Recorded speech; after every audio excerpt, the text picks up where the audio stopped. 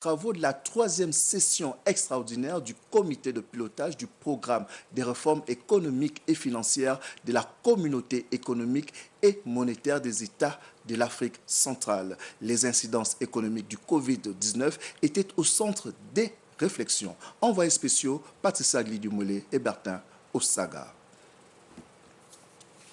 Jean-Mario Gandaga, ministre de l'économie et des finances, a représenté le Gabon à cette 3e session extraordinaire qui a mis l'accent sur l'impact de l'actuelle crise sanitaire, le Covid-19, sur les économies de la CEMAC. Occasion pour les Argentiers de la sous-région de réfléchir sur les pistes de solutions adaptées aux économies de la CEMAC.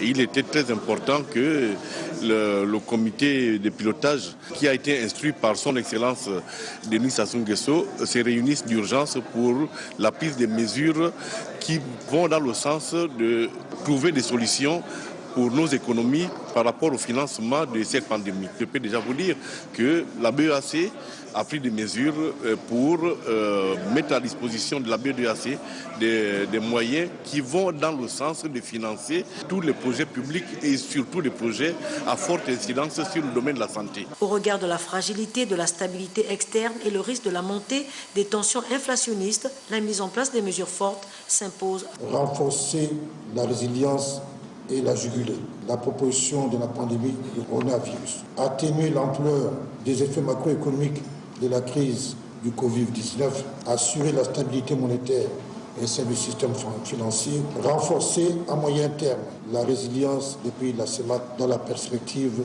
des crises futures. Cette session qui avait pour thème les incidences économiques et financières du Covid-19 sur les économies de la CEMAC et esquisses de solutions vont dans le droit fil des réflexions menées au Gabon au sein de la cellule interministérielle de veille économique.